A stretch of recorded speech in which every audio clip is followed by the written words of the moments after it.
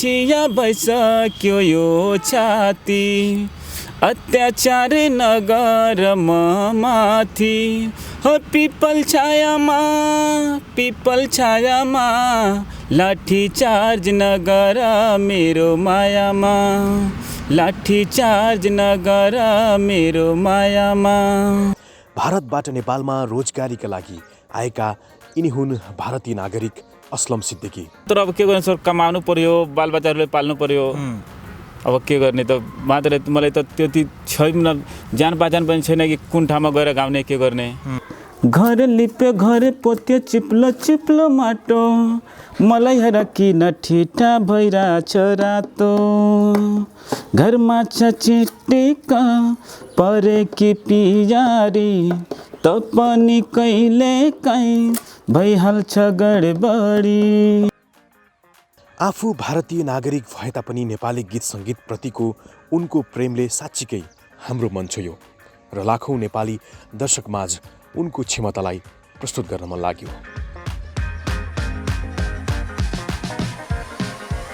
धादिङ जिल्ला बैरनियाको नौलो माया बाटैमा भेट भएको, घुम्तीतिर लेट भयो सानो मायालाई बाटैमा भेट भयो। घुम्तीतिर लेट भयो सानो मायालाई बाटैमा भेट भयो।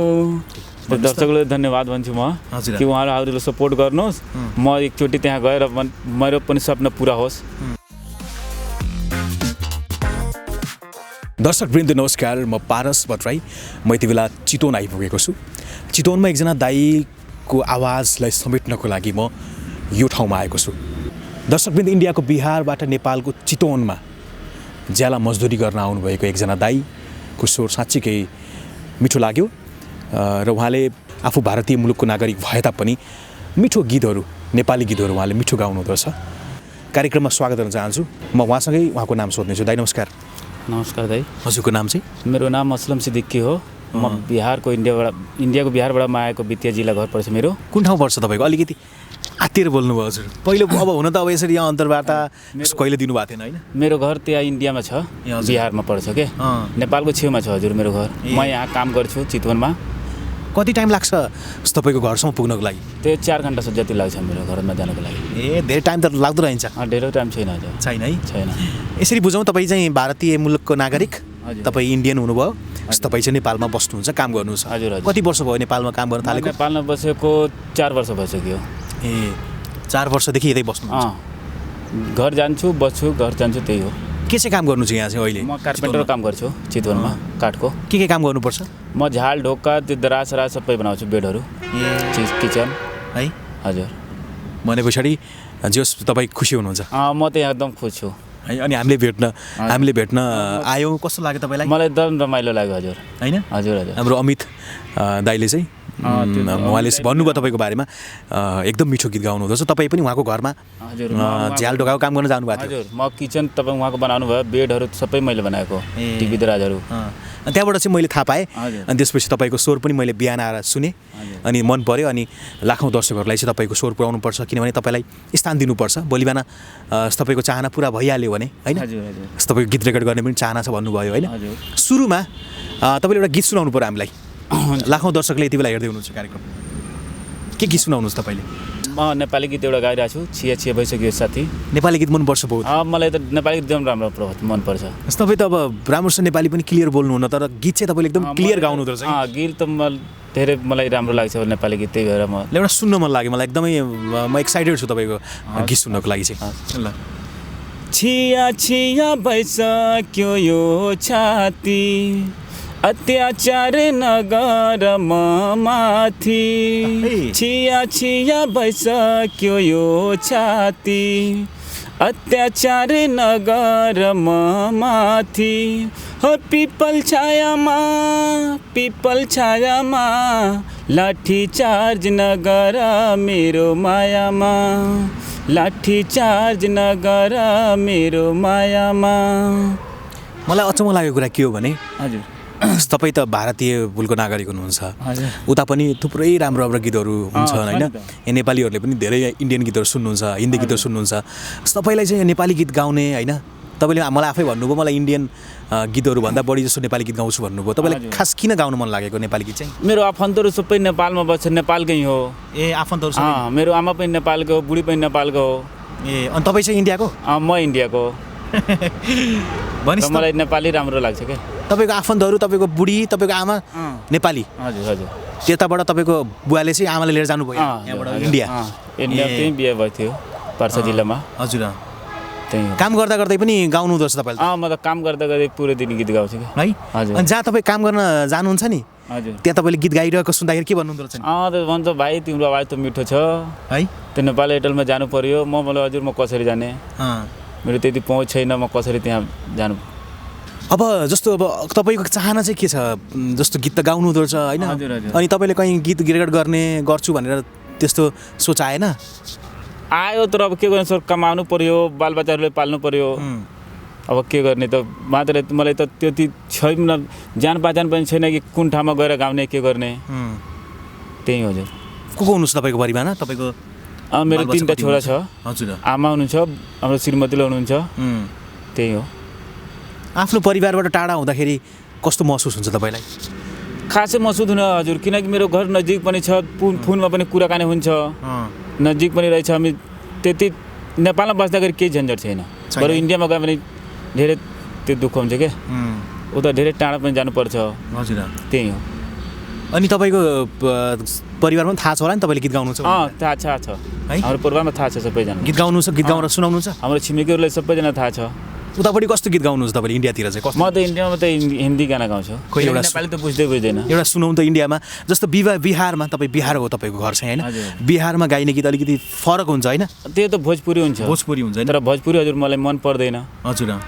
हजुर तपाईँलाई चाहिँ किन मन पर्दैन भोजपुरी किनकि त्यो गीतको उखानै राम्रो छैन के ए भनेपछि तपाईँलाई चाहिँ भोजपुरी मलाई गीत राम्रो लाग्दैन ए हिन्दी गीत चाहिँ गाउनुहुन्छ तपाईँ। हिन्दी त गाउनुहुन्छ कस्तो कस्तो गीत गाएर तपाईँले रमाइलो गराउनुहुन्छ त्यहाँ तपाईँको परिवारलाई तपाईँको छिमेकलाई एउटा गीत सुनाइदिनु पर्यो ल अलिकति रमाइलो तरिकाको गीत है त मलाई सुन्न मन लाग्यो ल र म हिन्दी एउटा गाइरहेको छु है ओके हिन्दी ल जो मेरी रूह को चैन दे प्यार दे वो खुशी बन गए हो तुम जिंदगी बन गए हो तुम जिंदगी बन गए हो तुम जो मेरी रूह को चैन दे प्यार दे वो खुशी बन गए हो तुम जिंदगी बन गए हो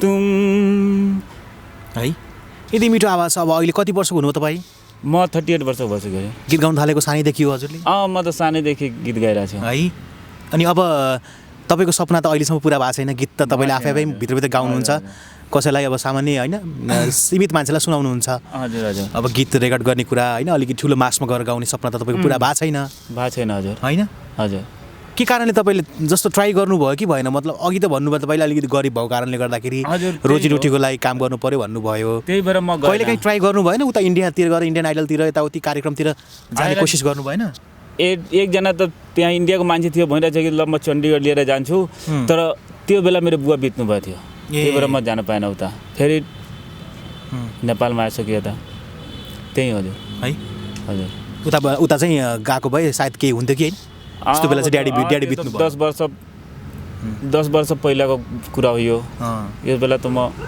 थुप्रै हुन्थ्यो अब के गर्ने तपाईँको मोबाइलमा त नेपाली गीतहरू बढी छन् क्या छ नेपालीहरू पनि छ है भोजपुरी छैन भोजपुरी छैन भोजपुरी अलिक कम सुन्नुहुन्छ सुन्दै सुन्नुहुन्न भोजपुरी भोजपुरी त सुन्दैन म एउटा गीत छ नि भोजपुरी गीत हल्ला म गाइरहेको छु जब लगावे लुतु लिपस्टिक हिले लाया राज डिस्ट्रिक्ट जिला टॉप लागेलु कमरिया कमरिया करेला पालप लॉलीपॉप लागेलु कमरिया करेला पालप लॉलीपॉप लागेलु मिठो गाउनु हुँदो तर भोजपुरी गीत पनि तर मलाई राम्रो लाग्दैन भोजपुरी हजुर ओके अब तपाईँको कार्यक्रम हाम्रो एकदमै नयाँ पहिलो कार्यक्रम पनि हो होइन हजुर। किनभने तपाईँले यसरी अन्तर्वार्ता दिनु पनि भएको थिएन कहीँ पनि कहीँ पनि दिएको छैन हजुर म। अब आज तपाईँको गीतै म सुन्छु है हजुर अरू गीतहरू पनि सुनाउनु पर्यो तपाईँले बढी जस्तो तपाईँको मोबाइलमा नेपाली गीत राखेको छु भनेर भन्नुभएको थियो होइन हजुर। तपाईँले सुनेका गीतहरू तपाईँलाई राम्रो लाग्ने गीतहरू गाइदिनु पर्यो ल धादिङ जिल्ला बैरानियाको नौलो माया बाटैमा भेट भएको घुम्तीतिर लेट भयो सानो मायालाई बाटैमा भेट भयो घुम्तीनिर लेट भयो सानो मायालाई बाटैमा भेट भयो। जस्तो अब तपाईँ उता इन्डियन मुलुकको भएको हिसाबले नेपाली शब्दहरू गीतहरू अलिकति क्लियर हुँदैन होइन क्लियर हुँदैन अनि तपाईँले सुन्नु त सुन्नुहुन्छ अब कण्ठ गर्नुहुन्न खास हजुर हजुर त्यही हो त्यो चाहिँ हो हजुर। ओके अब जस्तो नेपालमा आउनु भएको छ होइन हजुर धेरैले तपाईँले गीत पनि सुनाउनु भएको छ होइन जहाँ तपाईँ काम गर्न जानुहुन्छ त्यहाँ गीत सुनाउनुहुन्छ राम्रो प्रतिक्रिया पनि दिनुहुन्छ हजुर हजुर। कसैले के भन्नुहुन्छ तिमी त काठमाडौँ जानुपर्छ त्यो त जति मान्छे सुन्छ त्यही भन्छ हजुर कि एकचोटि त्यहाँ काठमाडौँ गएर आऊ तिमी त्यहाँ सेलेक्ट भइहाल्छ म बोलेको हजुर अब कसरी जाने त्यहाँ काम गर्ने कि जाने त्यही दुविधामा म बसेको। जस्तो तपाईँले अहिले गरिरहेको काम छ नि चितवनमा हजुर कतिको दुःख छ यो काममा चाहिँ तपाईँ दुःख त छँदैछ अब खानको लागि त गर्नु पऱ्यो नि त। कति घन्टा काम गर्नुहुन्छ तपाईँले म त बिहान 6 बजीदेखि राति 9 बजीसम्म 15 घन्टा काम हुन्छ 1-2 घन्टा ब्रेक हुन्छ त्यही हो काम गर्ने त्यस पछाडि गीत पनि गाउने होइन त्यो त काम गर्ने बेलामा गाउने गर्ने त्यही हो है प्रायः जस्तो एकदमै तपाईँले काम गर्दाखेरि एकदमै धेरै गुनगुनाउने गीत चाहिँ कुन हो नि कुन चाहिँ गीत बढी गाउनुहोस् तपाईँले म त त्यो धेरै गुनगुनाउने गीत के हो त्यही हो नेपालीहरू त्यही गीतहरू छ नेपाली अलिअलि फुल कि थुङ्गा हो कि बगेको गङ्गा हो कि मायाको हौ कि सुर हे मेरो हजुर। तपाईँले गाइरहँदाखेरि बिचमा शब्दहरू क्लियर भएको छैन कि शब्दहरू मिस्टेक भइरहेको छ तपाईँले एकदमै राम्रोसँग गाउने गीत चाहिँ कुन हो नेपाली गीत चाहिँ त्यो गाउनुहोस् न एकछिन सबै आउने कि तपाईँ शब्द पनि क्लियर आउने होइन कुन चाहिँ गीत भन्नुहोस् न अलिक ज्यादा गाउने भरे आउँछु सपनीमा पर्खिराख है भरे आउँछु सपनीमा पर्खिराख है हो परेलीको ढोका खोली कुरिराख है कुरिराख है भरे आउँछु सपनीमा पर्खिराख है। ओके अब तपाईँको स्वर पनि हामीले धेरै लाखौँ होइन दर्शकहरूलाई सुनायौँ सायद धेरैले लेखिसक्नु भएको छ कमेन्ट पनि गरिसक्नु भएको छ कि दाइको स्वर साँच्चै राम्रो छ दाइलाई चाहिँ अगाडि बढाउनुपर्छ भनेर भनि पनि सक्नु भएको छ तपाईँको अब काम पनि राम्रोसित तपाईँले गर्नुहोला प्लस तपाईँको यो अब यदि केही भइहालेछ भने दर्शकहरूले सपोर्ट गर्नुभएको छ भने होइन दर्शकहरूले सपोर्ट गर्नुभयो भने चाहिँ तपाईँले चाहिँ अब तपाईँको सोचेको कुराहरू पनि पुरा हुन्छ तपाईँले गीत रेकर्ड गर्छु भन्नुभएको थियो होइन यस्तो पनि कुरा पुरा होला होइन त्यही होइन हजुर